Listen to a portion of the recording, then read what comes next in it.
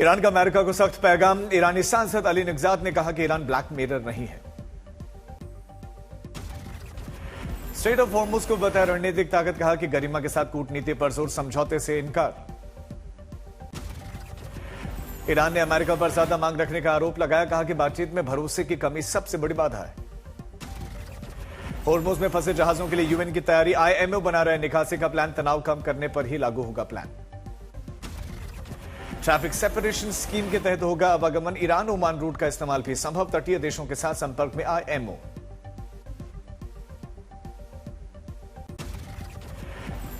Hormuz में Jamtara style ठगी से पैसेज के नाम पर क्रिप्टो स्कैम फंसे जहाजों को भेजे जा रहे फर्जी मैसेजेस। सिक्योरिटी फर्म की चेतावनी। ईरानी राष्ट्रपति बोले सार्थक वार्ता का सम्मान, लेकिन दबाव में झुकेगा नहीं तेहरान। ईरान के राष्ट्रपति मसूद पेज़ेश्कियान ने अमेरिका को दिया कड़ा संदेश। उन्होंने कहा कि ईरान कभी भी दबाव के आगे झुकता नहीं है। ट्रंप ने नहीं मानी मुनीर के बाद कर दिया बड़ा ऐलान। ईरान से डील होने तक नहीं हटाएंगे हॉर्मुज से नाकेबंदी। ईरान के साथ सीज़फायर खत्म होने से पहले नेतन्याहू का बड़ा बयान। अभी तक हमारा काम पूरा नहीं हुआ है और कल खत्म हो रहा है युद्ध विराम। ईरान का अमेरिका पर समुद्री डकैती और आतंकी कार्रवाई का बड़ा आरोप और तोस्का जहाज पर हमले की निंदा की। यूएन सुरक्षा परिषद ने शिकायत। क्रू की रिहाई की भी मांग।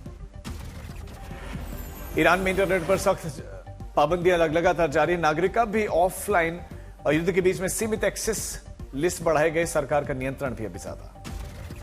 कमला हैरिस का बड़ा बयान। ट्रंप प्रशासन को बताया सबसे ज्यादा भ्रष्ट, अमेरिका के इतिहास की सबसे अक्षम सरकार बताया।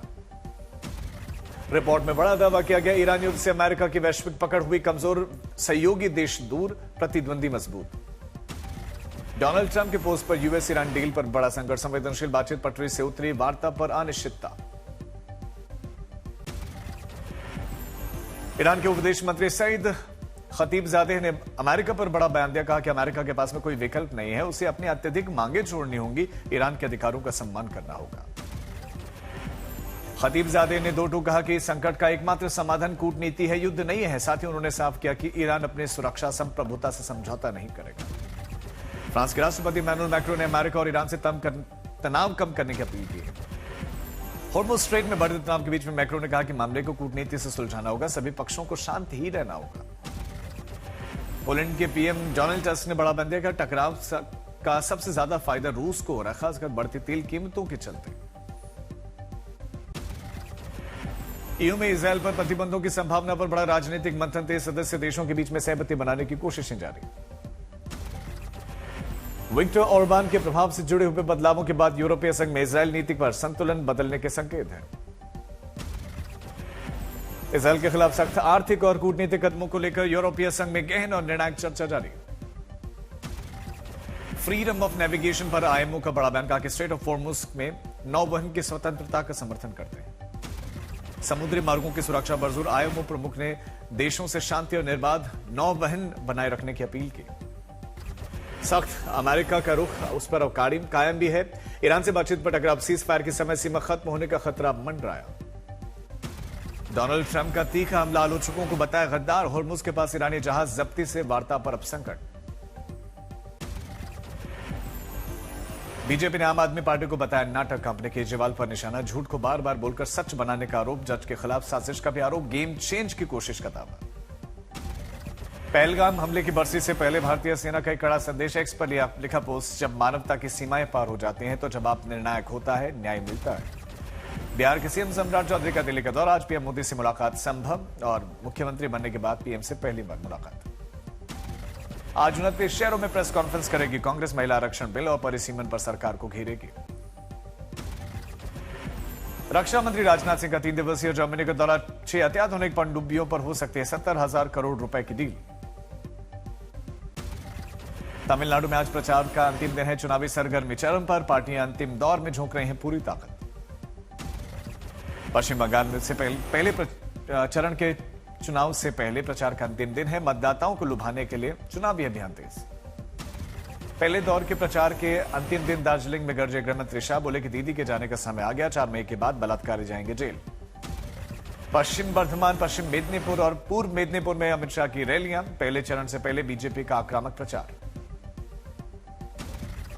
पश्चिम बंगाल में आईपैक के कामकाज में बड़ा बदलाव, कुछ विभागों को वर्क फ्रॉम होम नई कार्यनीति के निर्देश शनिवार देर रात जारी। सीएम योगी ने लखनऊ में जनाक्रोश महिला पदयात्रा में लिया भाग, मातृशक्ति के सम्मान पर दिया जोर। नारी शक्ति वंदन अधिनियम को लेकर उठी आवाज, महिला अधिकारों और सम्मान से जुड़े हुए मुद्दों पर सीएम योगी ने किया समर्थन। संविधान संशोधन बिल पास न होने पर विरोध, तेज महिलाओं के न्याय और अधिकार की मांग को लेकर लखनऊ में बड़ा आयोजन।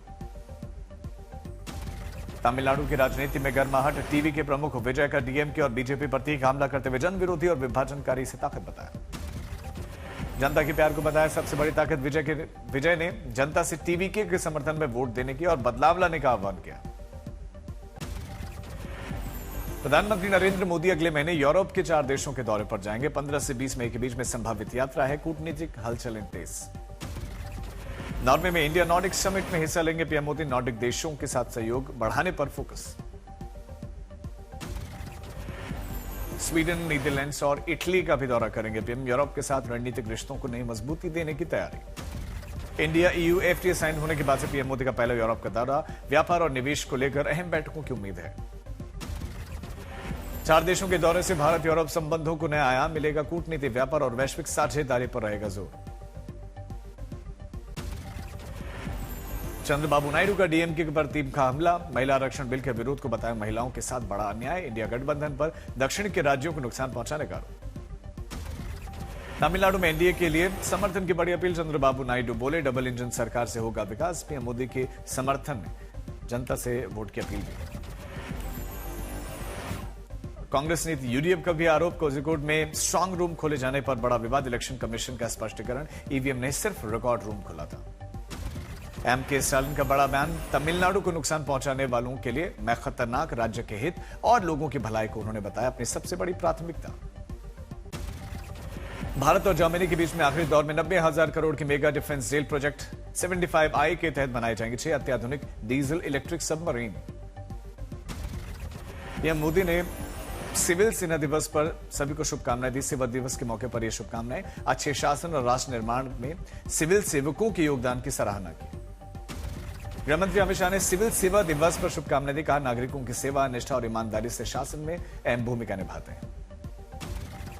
राजस्थान के बालोतरा में रिफाइनरी में भीषण आग के बाद से प्रधानमंत्री का दौरा रद्द, आज करने वाले थे उद्घाटन, हादसे की जांच शुरू, सभी कर्मचारी सुरक्षित।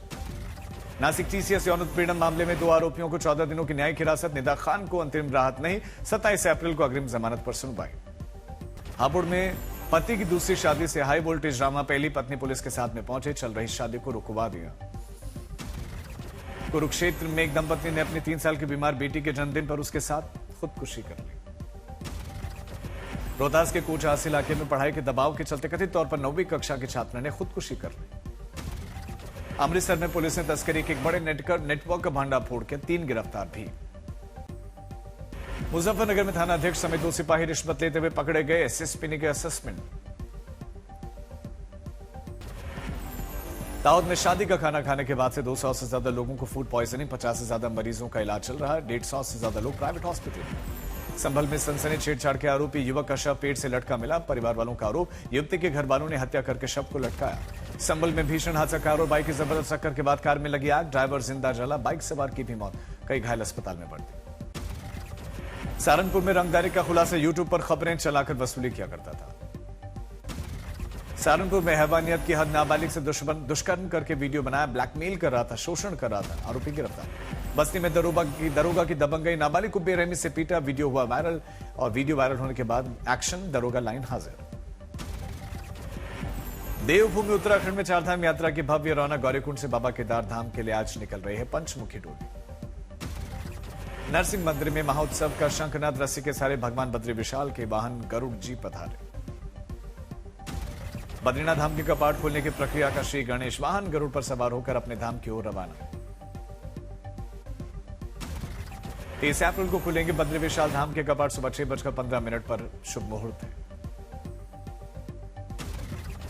पुरी में भी श्री जगन्नाथ धाम में विधि विधान के साथ की गई पूजा अर्चना, भगवान जगन्नाथ और उनके भाई बहनों के लिए रथों का निर्माण कार्य शुरू।